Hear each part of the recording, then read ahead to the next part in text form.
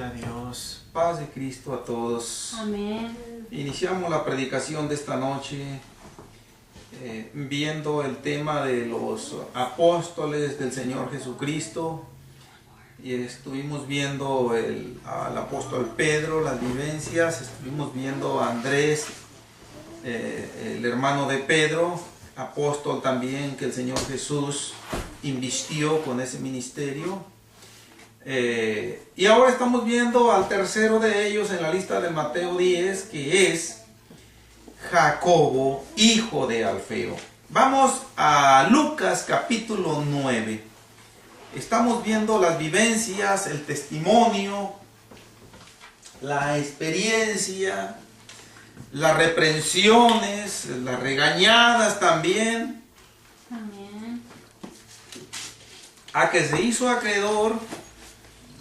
Y que el Señor Jesús no dudó en ningún momento en aplicárselas a él también cuando consideró que era necesario.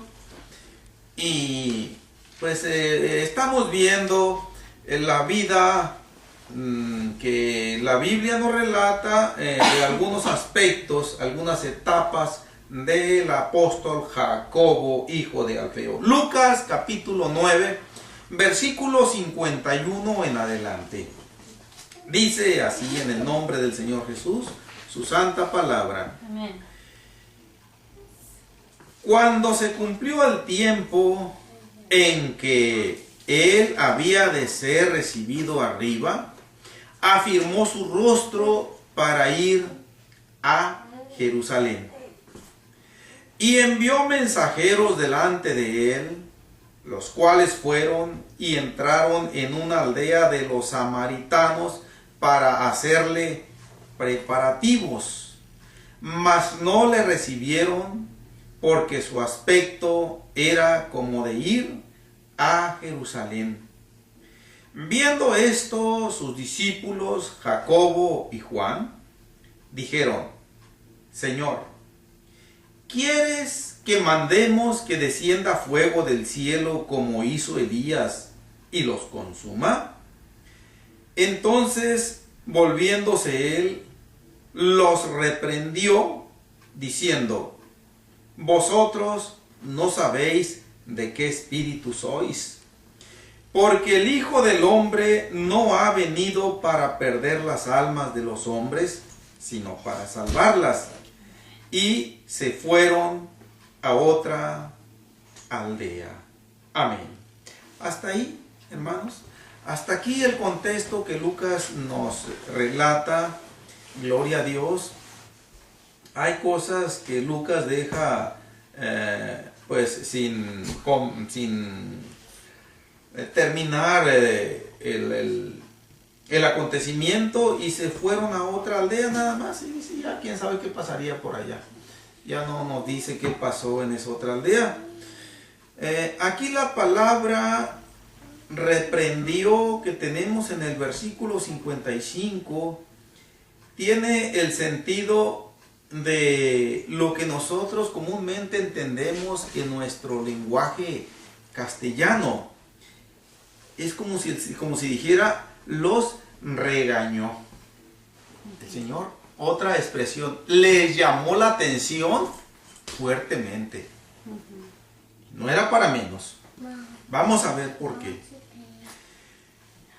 El contexto nos dice que el Señor afirmó su rostro para ir a Jerusalén. Cuando ya el tiempo en el programa de Dios estaba llegando a ese punto decisivo, crucial, en donde el Señor iba a enfrentar la crucifixión, empezó ya un viaje directo, como decir, la recta final de Galilea a Jerusalén. La ruta más corta que hay entre Galilea, que está en la parte norte de Israel, y Jerusalén, que está en la parte sur de Israel, es pasando por Samaria, es pasando por la región de Samaria. Y yo ya he dicho en otras predicaciones pasadas que había una fuerte enemistad entre los judíos y los samaritanos.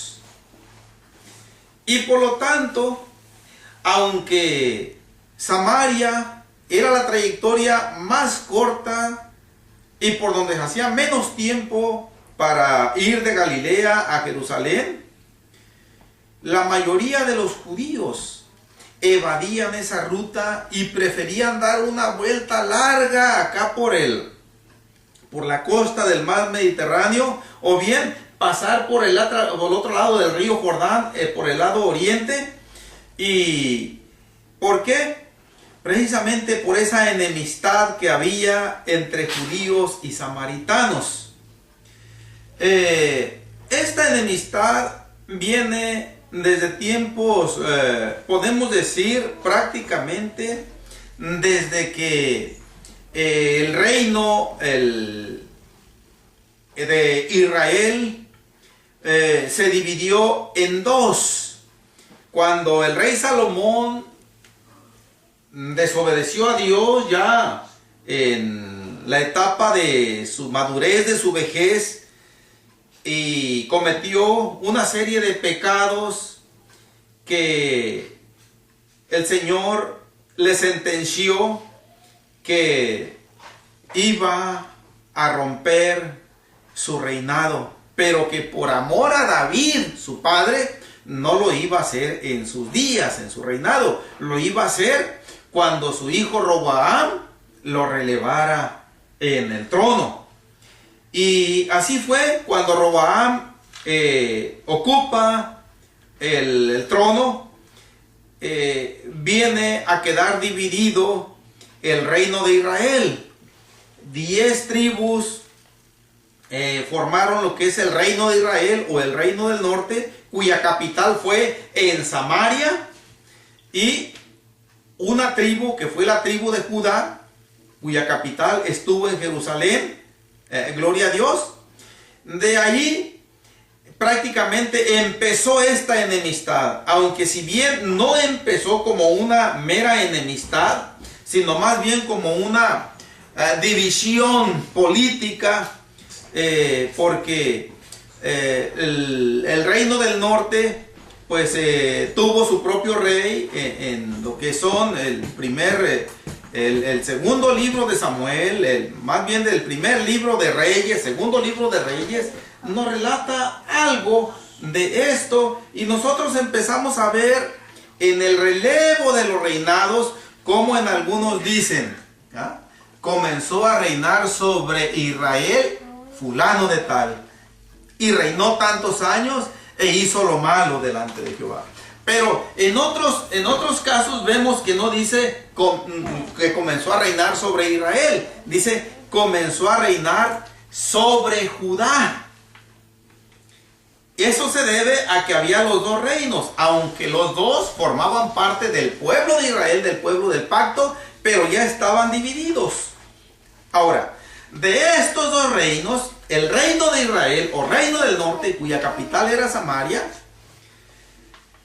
empezó a cometer una serie de pecados muy graves, como fue el de la idolatría, el inclinarse hacia aquellos dioses paganos, el adorarlos, el ofrecerles tributo. Inclusive llegaron hasta ofrecer algunos de ellos a sus propios hijos, quemándolos a fuego para satisfacer aquel dios pagano llamado Moloch.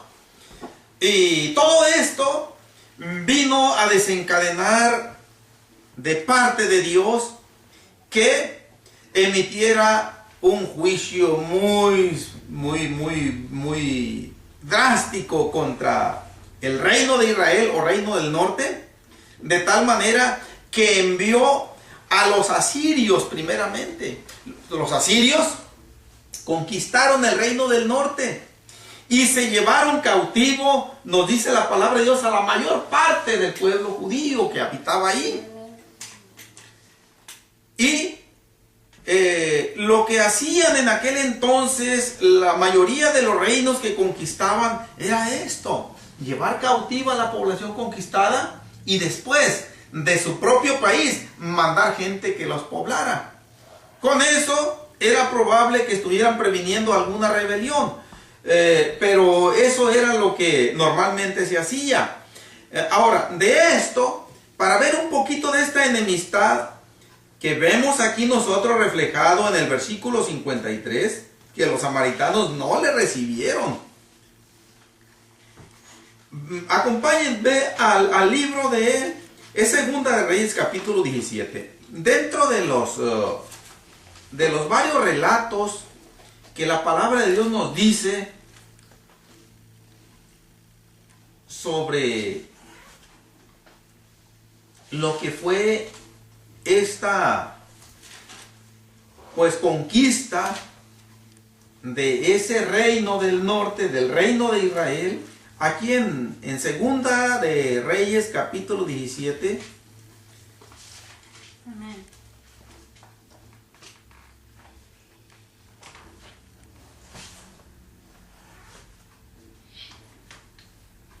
Versículo 1 en adelante. Dice: en el año 12, que es el año 12 de Acaz, rey de Judá, comenzó a reinar Oseas, hijo de Ela, en Samaria sobre Israel, y reinó 9 años. Miren, aquí en este versículo tenemos lo que yo les estaba diciendo ahorita. El rey Acaz, en ese entonces, era rey de Judá, cuya capital era Jerusalén. Dice, y comenzó a reinar Oseas, hijo de Ela, en Samaria. Samaria era la capital de Israel, o sea, del reino del norte, que estaba compuesto por 10 tribus. El reino del sur, cuya capital era Jerusalén, era solo la tribu de Judá, era una tribu. Quedaba pendiente una tribu para que se completaran las 12. Yo estoy mencionando 10 del reino del norte, una del reino del sur, pero la otra es la tribu de Leví. Acordémonos que la tribu de Leví no tuvo posesión territorial. Dios no les dio un territorio especial que dijeran, esta es la tribu de Leví. Dijo, yo voy a ser su heredad, dijo el Señor. Entonces, verso 2. E hizo lo malo ante los ojos de Jehová, aunque no como los reyes de Israel que habían sido antes de él.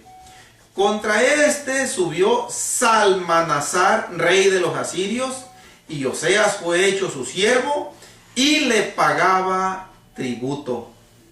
Mas el rey de Asiria descubrió que Oseas conspiraba, porque había enviado embajadores a So, rey de Egipto, y no pagaba tributo al rey de Asiria, como lo hacía cada año, por lo que el rey de Asiria le detuvo y le aprisionó en la casa de la cárcel. Y el rey de Asiria invadió todo el país y sitió a Samaria y estuvo sobre ella 3 años. En el año 9 de Oseas, el rey de Asiria tomó Samaria y llevó a Israel cautivo a Asiria y los puso en Ala, en Abor, junto al río Gozán, en las ciudades de los medos. ¿Cuál fue la razón? El versículo 7 nos lo dice: porque los hijos de Israel pecaron contra Jehová su Dios, que los sacó de la tierra de Egipto, debajo la mano de Faraón, rey de Egipto, y temieron a dioses ajenos. Bien, hasta aquí nada más por lo pronto. Aquí nos está relatando que llegó el tiempo en donde Dios ya no toleró más el pecado de Israel. Cuando vemos aquí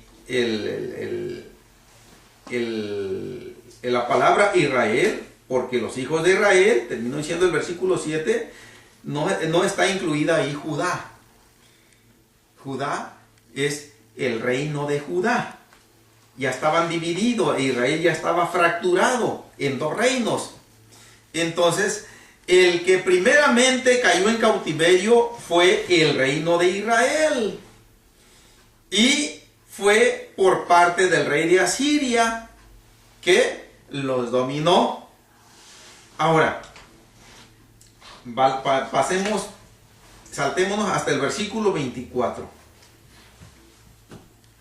Dice: y trajo el rey de Asiria gente de Babilonia, de Cuta, de Aba, de Amad y de Sefarbaim, y los puso en las ciudades de Samaria en lugar de los hijos de Israel, y poseyeron a Samaria y habitaron en sus ciudades.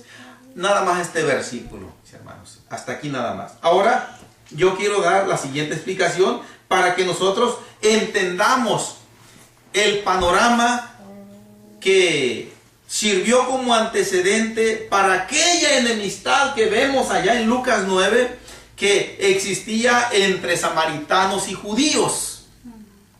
Ya en el capítulo del Evangelio de San Juan vemos el encuentro del Señor con aquella mujer samaritana que fue a sacar agua de un pozo, ¿no? Bien, pero cuando el rey de Asiria invade Israel, lo domina, dice que se lleva cautivos a todos los israelitas. La palabra se lleva cautivos a todos. En donde nos dice, aquí en el versículo 6 que leímos, y llevó, dice, en el año 9 de Oseas, el rey de Asiria tomó Samaria y llevó a Israel cautivo a Asiria.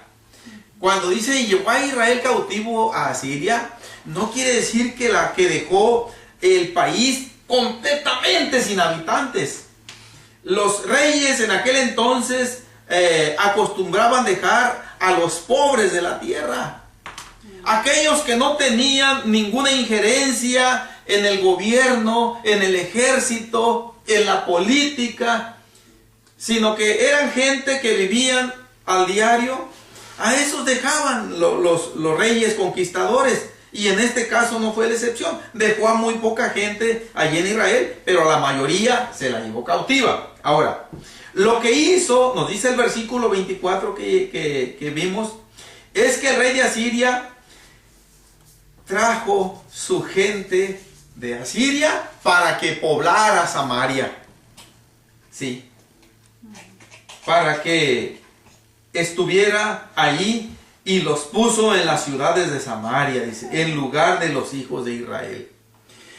Esto trajo como consecuencia que aquellos asirios, que eran gente pagana, se mezclaron con aquellos judíos que habían quedado en Samaria, que fue conquistada. Y como consecuencia de eso, el linaje de Israel ya se mezcló con raza que no era de ese linaje judío. Entonces, con el paso de los años, Judá también fue hecho cautivo. Y después, con el paso de los años, había una profecía de parte de Jeremías que iban a estar cautivos 70 años. Volvieron otra vez por decreto de los reyes que los tenían conquistados, les dieron libertad de que regresaran otra vez a su tierra, a Judá. Y ellos, los de la tribu de Judá, los del reino del sur, que tenían su capital en Jerusalén, ellos se abstuvieron de mezclarse con mujeres extranjeras y con hombres extranjeros, las mujeres. O sea que al parecer ellos no familiarizaron con aquella gente pagana. Lo que sí hicieron los de Samaria. A consecuencia de este celo que tenían para con la ley de Dios, los de Judá dijeron, con los samaritanos ya no queremos tener ningún tipo de parentesco ni de amistad, porque ellos ya se mezclaron con otras razas. Nosotros seguimos siendo descendencia de Abraham consanguínea, no estamos, prácticamente dijeron, no estamos emparentados con otras naciones, ellos sí, entonces ya no podemos tener esa fraternidad que teníamos antes. Y ahí empezó una enemistad tan fuerte que los samaritanos no podían ver a los judíos. Y los judíos no podían ver a los samaritanos. Cuando llegaba la ocasión en que se encontraban dos en el camino, nada más se volteaba uno para el otro lado y el otro para el otro lado para ni siquiera verse la cara. Mucho menos se saludaban. Entonces, todo esto vino como consecuencia de aquella conquista asiria y después por los caldeos, por los babilonios del rey Nabucodonosor, entre otros, después por los medos persas. Y así pasó el tiempo y así pasó la relación entre judíos. Vamos volviendo a Lucas 9. Así pasó la relación entre los judíos y entre los samaritanos. Por eso es que cuando un judío tenía que viajar de Galilea hacia Jerusalén, evitaba pasar por Samaria, que era la ruta más corta, más recta. Prefería dar una larga vuelta, ya sea por el mar Mediterráneo o por acá, por el Jordán, pero prefería a correr el riesgo de encontrarse con los samaritanos. Había dos razones por los que los judíos temían pasar por Samaria. Una de ellas era el odio que se tenían entre ellos. Y otro de los motivos era el miedo a que los samaritanos les fueran inclusive hasta quitar la vida al encontrarlos pasando por su territorio. Y mucho menos se daba el caso de que cuando algún judío o grupo de judíos que iban pasando por Samaria, qué esperanzas de que les brindaran hospedaje si los agarraba la noche en el camino.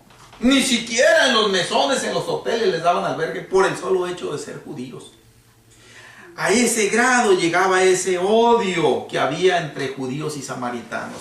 Por eso es que cuando vemos aquí nosotros, miren, no vamos a leer otra vez, ya con este antecedente de historia, leemos nuevamente en el versículo 52 y 53. Y envió mensajeros delante de él, los cuales fueron y entraron en una aldea de los samaritanos para hacerle preparativos. Mas no le recibieron porque su aspecto era como de ir a Jerusalén. No nos dice Lucas aquí cuáles fueron los elementos humanos que el Señor escogió para que formaran parte de esa comitiva de ir a hacerle preparativos en alguna casa de los samaritanos de aquella aldea, porque dice, y entraron en una aldea de los samaritanos para hacerle preparativos. Samaria era muy grande, había muchas ciudades, había muchas aldeas, y esta fue una de ellas. Pero no nos dice Lucas qué apóstoles apartó el Señor y les encomendó esto de que fueran a hacerle preparativos. Los preparativos tenían el objetivo de alistar aquello que se iba a ocupar para la Pascua. Ya estaba próxima la Pascua y no le recibieron. Pero aquí nosotros podemos ver, hermanos, que cuando dice el versículo 53, mas no le recibieron porque su aspecto era como de ir a Jerusalén. Acordémonos que a estas alturas los samaritanos ya habían conocido del Señor Jesucristo. Si bien los samaritanos no eran ya una raza pura judía, pero conocían de la ley de Moisés. Y ellos sabían por la ley de Moisés que iba a venir el Mesías Salvador, y ellos también lo estaban esperando. Ellos también estaban esperando al Mesías, y inclusive ya habían tenido aquel encuentro cuando el Señor tuvo aquella plática con la mujer samaritana, y que finalmente la mujer fue corriendo a la ciudad de Sicar y les dijo a sus conciudadanos: ¿saben qué? He encontrado a alguien que me dijo todo lo que soy. Dice: ¿no será este el profeta que estamos esperando? Y dice que se deja venir gran parte de la población, y personalmente se cercioran y se convencen de que el Señor Jesucristo era el Mesías. Y en esa ocasión los mismos samaritanos le pidieron al Señor que se quedara con ellos un tiempo más. Y Juan, en el capítulo 5 del Evangelio de San Juan, en el capítulo 4, perdón, que es donde nos relata aquel encuentro con la mujer samaritana. Amén. 9. Son 4. Capítulo 4. Ay, perdón.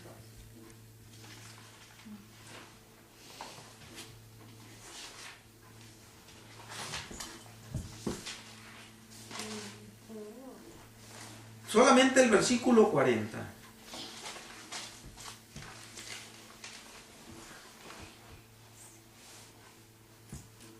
San Juan 4:40 dice: entonces vinieron los samaritanos a él y le rogaron que se quedase con ellos, y se quedó allí 2 días. Hasta ahí nada más.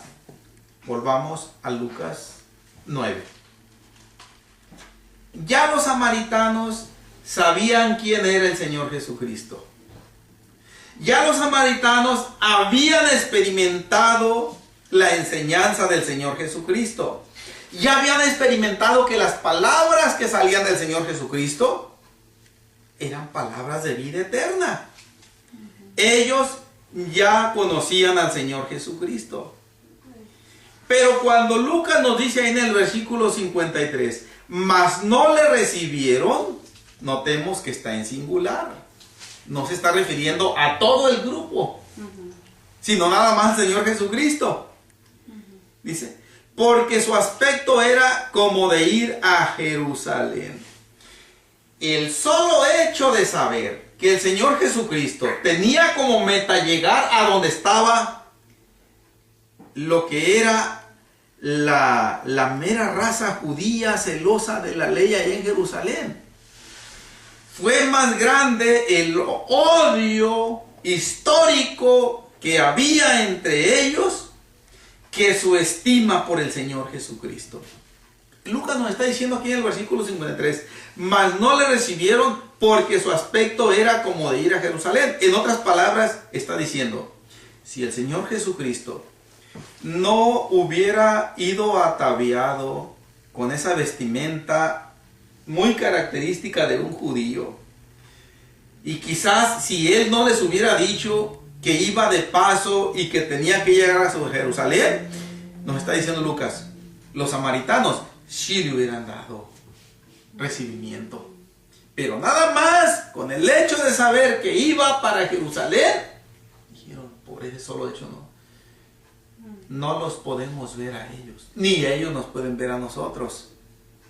Y eso fue causa más que suficiente para que le cerraran las puertas al Señor Jesucristo. Pero hasta aquí no hemos entrado al punto del tema que estamos viendo. Hasta aquí yo solamente he estado hablando una especie de sermón previo para preparar la escena en donde entra en acción el apóstol que estamos viendo ahora, que es Jacobo. Verso 54. Viendo esto, sus discípulos Jacobo y Juan dijeron, Señor, ¿quieres que mandemos que descienda fuego del cielo como hizo Elías y los consuma? Ay, ay, ay. Aquí hay algo que no encaja en la vida de un creyente. Jacobo tal vez no fue parte de la comitiva que el Señor Jesucristo envió por delante para que le hicieran preparativos en una de las aldeas de los samaritanos. No tenemos muy claro eso. Tal vez cuando los enviados regresaron con la razón y le dijeron al Señor Jesucristo: Señor, pues llegamos allí a la aldea y le pedimos permiso allí a una familia que nos dieran oportunidad para hacerte los preparativos que tú quieres hacer. Y como vieron que éramos judíos y supieron que nosotros vamos de paso para Jerusalén, solamente nos vamos a estar aquí una noche, pero tenemos que seguir el camino, y nos cerraron las puertas y nos empezaron a decir palabras ofensivas que hasta, pues mejor nos vinimos. Tal vez Jacobo estaba allí por un lado del Señor Jesucristo cuando escuchó esta noticia.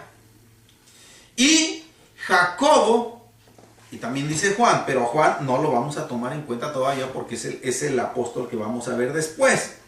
Estamos viendo a Jacobo. Jacobo, cuando empieza a escuchar esa razón de los enviados, yo puedo verlo que su rostro empieza a tornarse iracundo, enojado, molesto, y llega el momento en que se vuelve al Señor Jesús y le dice: ¿quieres que mandemos que descienda fuego del cielo como hizo Elías y los consuma? Querían que todos los habitantes de aquella aldea de samaritanos fueran quemados vivos en ese momento. Pero esto que Jacobo y Juan sugirieron al Señor: hermanos, ¿quieres que mandemos que descienda fuego del cielo y que los consuma? Esto es una manera de decir que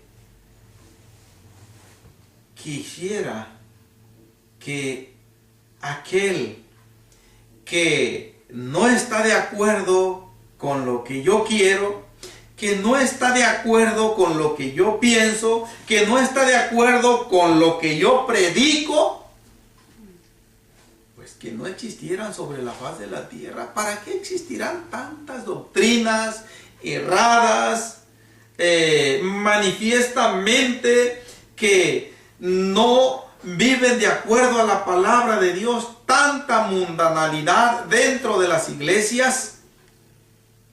Bueno, y tan llenas de concurrencia que parece que hasta tienen suerte de que la gente los siga. Y pues ojalá y que descienda fuego del cielo y que los consuma. Es una manera de decir que quisiéramos que les pasara algo malo a aquellos que se oponen a nuestra manera de pensar. Y de este ataque de pensamientos, que en el caso de Jacobo no se quedó solamente en una mera idea, en un mero deseo interno, sino que afloró mediante las palabras, y que yo puedo asegurarlo, que si el Señor Jesucristo le hubiera dado permiso, hace que se hubieran quemado todos. Por esto, cuando Marcos los nombra en el capítulo 3, ahorita regresamos, tengamos allí, aquí Lucas 9, Marcos 3,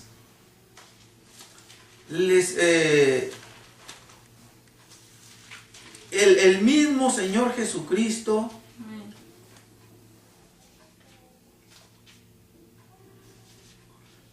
les puso un sobrenombre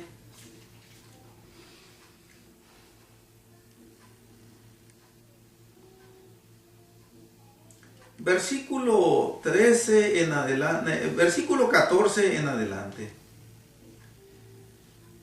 Marcos 3:14. Y estableció a 12 para que estuviesen con él y para enviarlos a predicar, y que tuviesen autoridad para sanar enfermedades y para echar fuera demonios.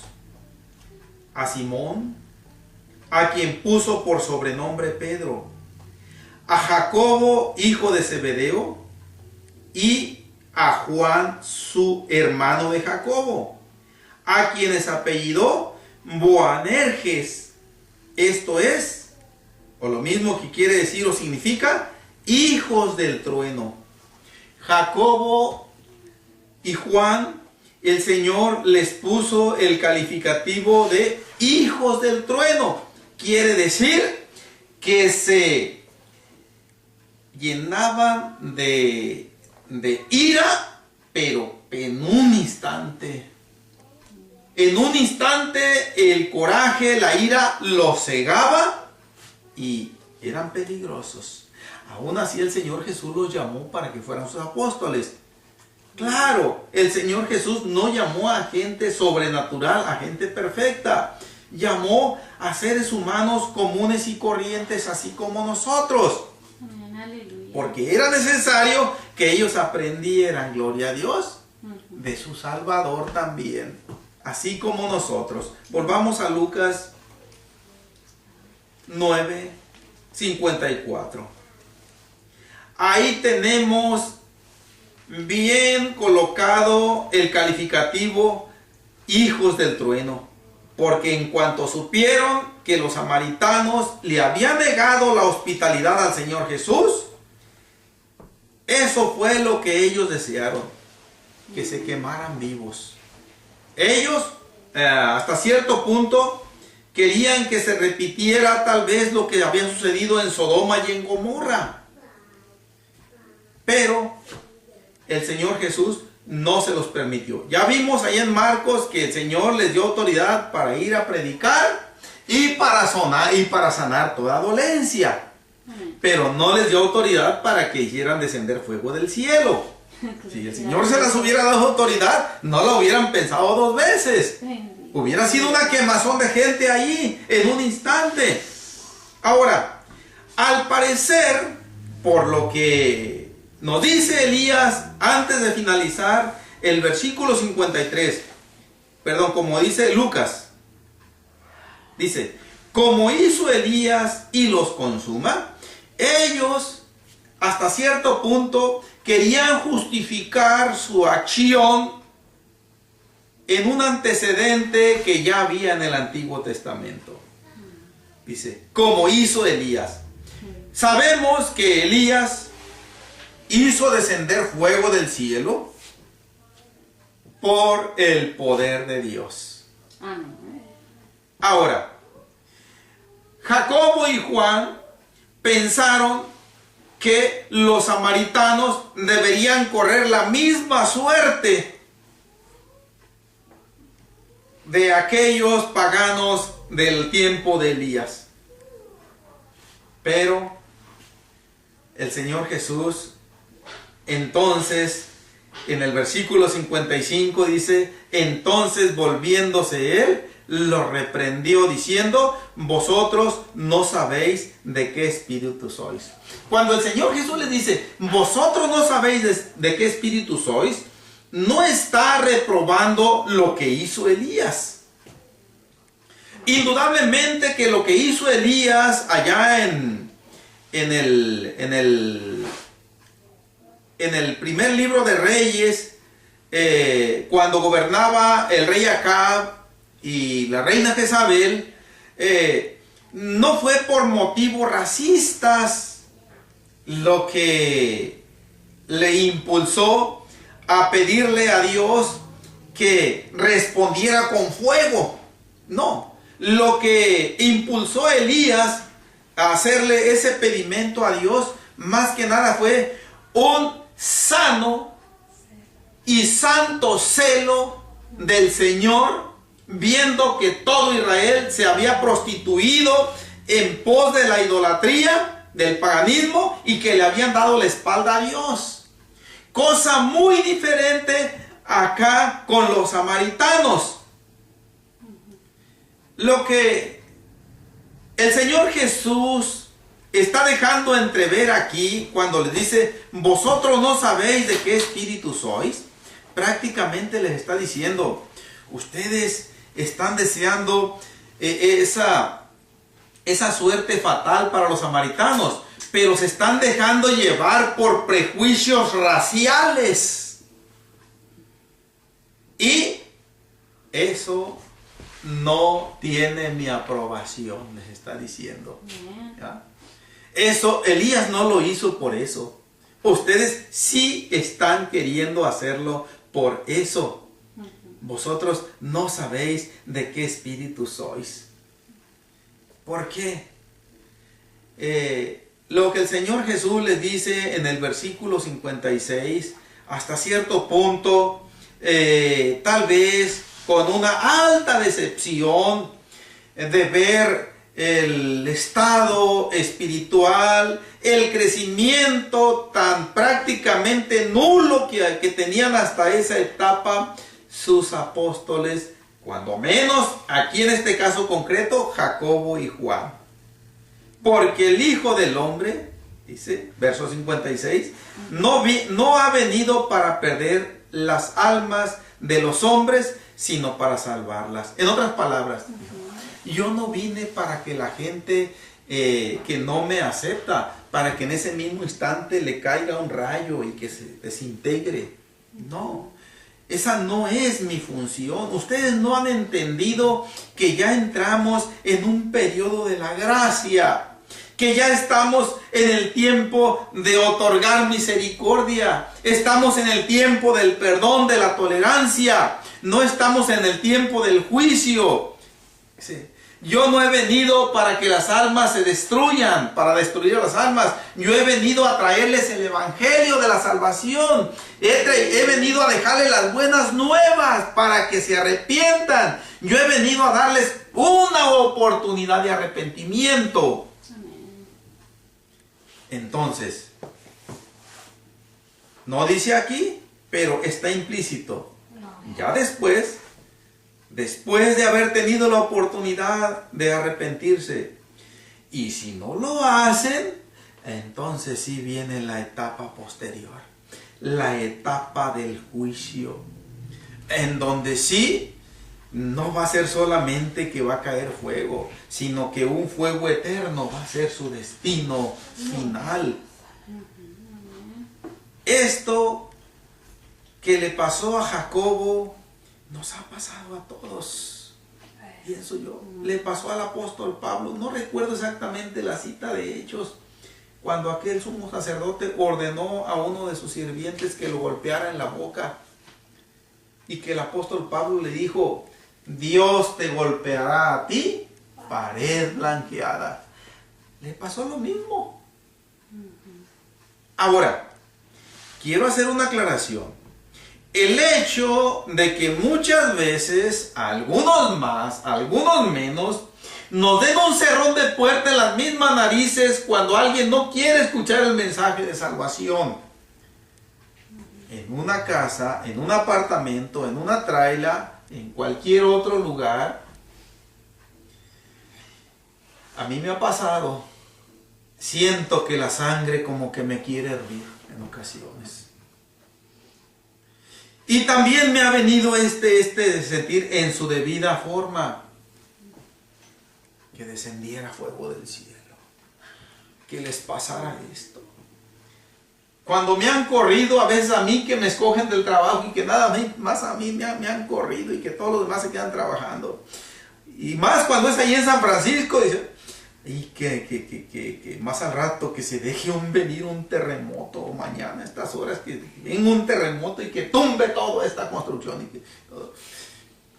Hermanos, el hecho de que nos vengan esos pensamientos homicidas, ya no yo voy a decir que cuando vamos conduciendo y que por X, Y, Z error nuestro o de otros, alguien nos hace una señal obscena con la mano o con el rostro, o nos profieren palabras de maldición,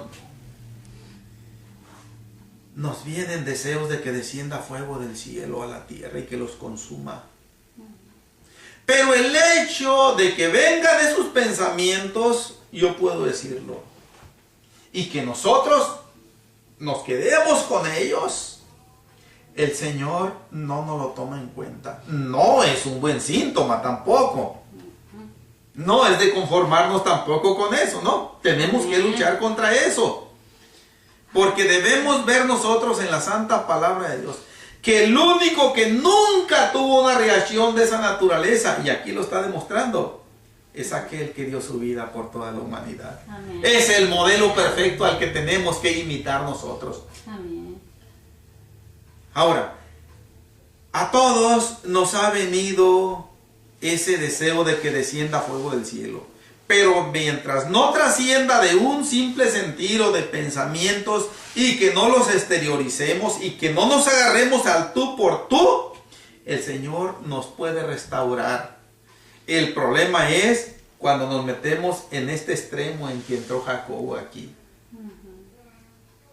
Prácticamente es cuando nos queremos arriesgar las mangas de la camisa y a ponernos unos guantes si fuera posible, y ahora sí. Eso ya no lo, ya el Señor, pienso que si nos lo perdona, pero también nos va a dar unos fuertes latigazos el Señor. Amén. Entonces, este es uno de los mensajes espirituales que nos deja aquí la palabra de Dios. Que cuando alguien no nos reciba, que cuando alguien muestre que no es de nuestra misma línea de pensamiento, que cuando alguien piensa muy diferente a como nosotros pensamos, ciertamente nosotros rechazamos esa manera de pensar, esa manera de actuar, pero hasta ahí nada más. El que se va a encargar de emitir el juicio es el Señor Jesucristo. Nosotros, como dijo el Señor, tenemos que orar por ellos y pedirle al Señor misericordia por ellos. Entonces, el hermano Jacobo, creo que aquí aprendió una lección muy importante, que el Señor Jesús, todavía estamos en este tiempo, en el tiempo en que la humanidad se aperciba mediante el conocimiento de las buenas nuevas de salvación, mediante la predicación del Evangelio. La respuesta regular va a ser el rechazo, va a ser la burla, va a ser el menosprecio. Eso nosotros tenemos que estar bien conscientes de ello. Pero a pesar de que muchas veces estamos ya conscientes de ello, cuando recibimos un rechazo de cualquier índole, ay, esa sangrita por dentro como que empieza a latir más fuerte y como que se quiere poner a hervir. Bien, que no pase de ahí. Gloria a Dios. Esta regañada que el Señor le dio a Santiago, el Señor nos la da a nosotros también en este tiempo. Amén. Ahora, el grande problema de nosotros los humanos, no ya voy a decirlo de la gente del mundo, el grande problema es el sentimentalismo. El Señor regañó. Yo cambio la palabra reprendió por regañó. Regañó a Jacobo. Yo pienso que Jacobo no por eso. Ya mejor no lo sigo. Yo mejor me voy a Galilea otra vez a pescar allá donde andaba.